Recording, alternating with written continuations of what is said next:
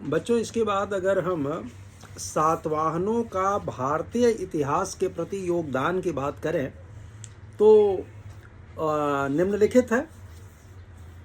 सातवाहनों के अधीन दक्कन का सर्वांगीण विकास होता है, दक्षिण भारत का सर्वांगीण विकास होता है। जो कार्य उत्तरी भारत में कुषाणों ने किया वही कार्य दक्षिण भारत में सातवाहन नरेशों ने किया। सातवाहनों ने मौर्य शासक अशोक के प्रशासन के कुछ तत्व तो कायम रखे, साथ ही उन्होंने अनेक नए और महत्वपूर्ण तत्व भी शामिल किए। सातवाहनों की प्रशासन पद्धति के बाद वाकाटकों और गुप्तों ने इसे अपनाया था, अक्षरशः अपनाया था। कुषाणों की तरह सातवाहनों ने राजत्व को देवत्व के साथ जोड़ने का प्रयास किया। उन्होंने अपनी तुलना राम, भीम, केशव, अर्जुन इत्यादि देवताओं के साथ की।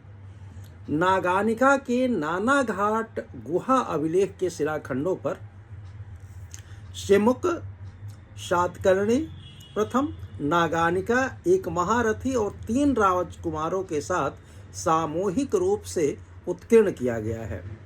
सातवाहनों के प्रशासन की एक उल्लेखनीय विशेषता थी कि मातृ सत्तात्मक सत्ता थी।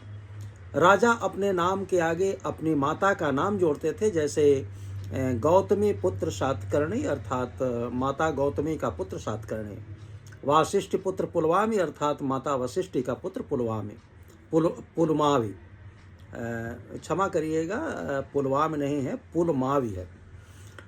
सातवाहन प्रशासन में स्त्रियों की भी भागीदारी होती थी। सातकर्णी प्रथम की विधवा नागानिका ने अपने 2 अल्पवयस्क पुत्र शक्तिश्री और वेदश्री की संरक्षिका की हैसियत से कुछ दिन तक शासन किया था। राज्य अधिकारी सामंत का पत्नियां भी प्रशासन में महत्वपूर्ण भूमिका निभाते थे और अपने पति का प्रशासकीय पद नाम का वह भी धारण करती थी, जैसे महासेनापत्नी, महातलवारी इत्यादि। सातवाहनों के समय में मुख्यतः 2 प्रकार के बड़े सामंत होते थे, एक महारथी जिन्हें सिक्का जारी करने का अधिकार था एवं महाभोज। सर्वप्रथम सातवाहनों ने ही भूमि अनुदान की प्रथा शुरू की। सातवाहन राजाओं ने ब्राह्मणों एवं बौद्धों को भूमि दान दिया। इस प्रकार की भूमि सभी प्रकार के करों से मुक्त होते थे और कालांतर में इस प्रकार के भूमि अनुदानों ने सामंतवाद के विकास में योगदान दिया। राजा कृषकों से उपज का 6ठा भाग कर के रूप में प्राप्त करता था। प्रत्येक व्यावसायिक संघ की अलग अलग एक श्रेणी होती थी। श्रेणी के प्रधान को श्रेष्ठिन कहा जाता था और श्रेणी के कार्यालय को निगम सभा कहा जाता था। श्रेणियों की अलग अलग व्यापारिक नियम होते थे जो श्रेणी धर्म कहलाते थे। सातवाहन योगीन संपन्नता बहुत कुछ व्यापार वाणिज्य पर आश्रित थे।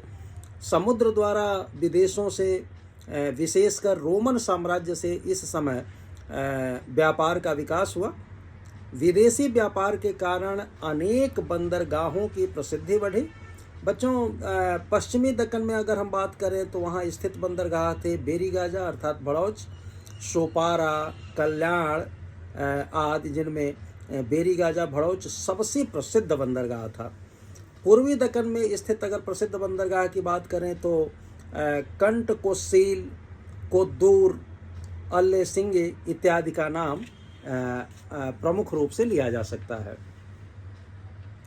सातवाहन नरेशों के कुछ सिक्कों पर 2 पतवारों वाले जहाज जो चित्रित हैं, इसके उल्लेख हम पहले भी कर चुके हैं, वह समुद्री व्यापार के विकसित होने के सूचक है। सातवाहन शासकों ने मुख्यतः सीसे, कोटीन व तांबे के सिक्के जारी किए। सातवाहनों ने सोने का प्रयोग बहुमूल्य धातु के रूप में किया, न कि कुषाणों की तरह सोने के सिक्के चलाए। प्यारे बच्चों, सातवाहनों ने राजकीय भाषा के रूप में प्राकृत भाषा और ब्राह्मी लिपि को अपना रखा था। फलतः सातवाहन काल में प्राकृत भाषा का खूब विकास होता है। सातवाहन कालीन प्राकृत भाषा में रचित प्रसिद्ध ग्रंथ इस प्रकार हैं। गाथा सप्तशती हाल ने लिखा था। बृहत कथा ये गुडाढ़ ने लिखा था। और सातवाहन काल में संस्कृत का भी विकास हुआ। सर्ववर्मन में कातंत्र नामक संस्कृत व्याकरण ग्रंथ की रचना की। इसमें अति संक्षेप में पाणिनि के अष्टाध्यायी के सूत्रों का संग्रह किया गया। इसकी रचना सातवाहन शासक हाल को सुगमता से संस्कृत सिखाने के उद्देश्य से किया गया था। सातवाहन इक्ष्वाकु काल अर्थात सातवाहन वंश एवं आंध्र प्रदेश के उसके उत्तराधिकारी बने इक्ष्वाकु वंश का काल में बौद्ध स्थापत्य कला का काफ़ी विकास होता है।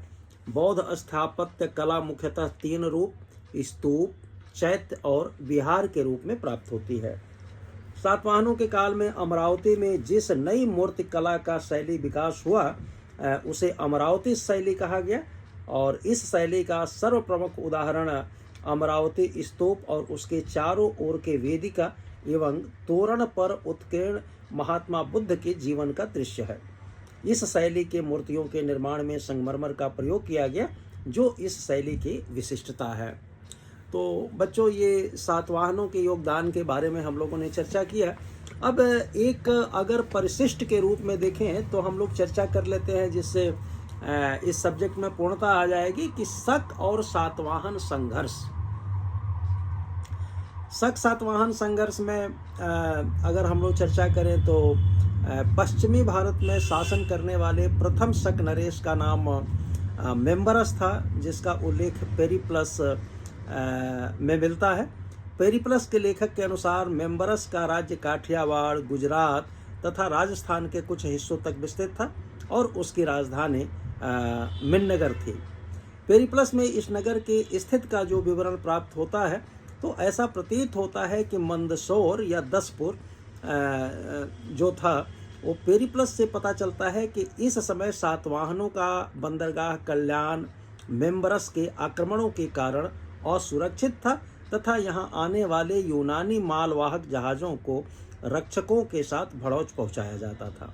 परंतु दुर्भाग्यवश हमें मेम्बरस के समय में शक सातवाहन संघर्ष का स्पष्ट एवं विस्तृत विवरण प्राप्त नहीं होता है। मेम्बरस के पश्चात पश्चिमी भारत में शकों के एक दूसरे वंशज का राज्य स्थापित हुआ, जिसे छहरात नाम से जाना जाता है। छहरातों का मेम्बरस के साथ क्या संबंध था पता नहीं है। शक सातवाहन संघर्ष का वास्तविक इतिहास इसी समय से प्रारंभ होता है। छहरात वंश का प्रथम शासक भूमक था और उसके सिक्के गुजरात, काठियावाड़ के तटीय प्रदेश, मालव तथा राजपूताना के अजमेर क्षेत्र से प्राप्त होते हैं। उसके सिक्के उत्तर में अजमेर से लेकर दक्षिण में महाराष्ट्र तक मिले हैं तथा अभिलेख जुन्नार अर्थात पूना से नासिक तथा कार्ले तक प्राप्त हुए हैं। गौतमी पुत्र सातकर्णी जैसा एक योग्य एवं प्रतिभा शासक मिला। नासिक प्रशस्ति से पता चलता है कि अपने राज्यारोहण के 18वें वर्ष गौतमी पुत्र ने व्यापार सैनिक तैयारियों के साथ छहरातों के राज्य पर आक्रमण कर दिया था। गौतमी पुत्र सातकर्णी के पुत्र और उत्तराधिकारी वासिष्ठ पुत्र पुलवामी के समय में सातवाहनों का संघर्ष शकों की कार्दमक शाखा से हुआ। कार्दमक शाखा का संस्थापक यशमोतिक का पुत्र चष्टन था। टालमी के विवरण से प्राप्त होता है कि उसकी राजधानी उज्जैनी में थी और स्पष्ट होता है कि चष्टन ने सातवाहनों से उज्जैनी अर्थात पश्चिमी मालवा को जीत लिया था, क्योंकि गौतमी पुत्र सातकर्णी के समय में यह सातवाहन साम्राज्य में था। चाष्टन के कुछ सिक्कों पर चैत्य का चिन्ह उत्कीर्ण मिलता है। चैत्य सातवाहनों के सिक्कों का एक प्रमुख चिन्ह था। सातवाहनों के विरुद्ध कार्दमक शकों को सर्वाधिक महत्वपूर्ण सफलता चष्टन के पौत्र रुद्रदामन, इनका समय 130 से 150 ईस्वी माना जाता है कि समय में मिला। 150 ईस्वी के जूनागढ़ अभिलेख से पता चलता है कि आकर अवंती अर्थात पूर्वी पश्चिमी मालवा, अनूप अर्थात नर्मदा घाटी, सुराष्ट्र कुकुर अर्थात पश्चिमी राजपूताना तथा अपरांत अर्थात उत्तरी कोंकण के प्रदेशों पर उसका अधिकार था। जूनागढ़ अभिलेख में यह भी कहा गया है कि रुद्रदामन ने दक्षिणापथ के स्वामी सातकर्णी को 2 बार परास्त किया, परंतु संबंध की निकटता के कारण उसका वध नहीं किया। वो इस तरह से लिखा गया है कि दक्षिणापथ पतेह सातकर्णो द्विरपि निर्व्यजम वज्जावाजित्य संबंधा विदुर तयानुन प्रसाद नात प्राप्त यशसा। यह उल्लेख प्राप्त होता है और यहाँ जिस सातकर्णी का उल्लेख हुआ है उसकी पहचान वासिष्ठी पुत्र पुलवामा से ही करनी चाहिए।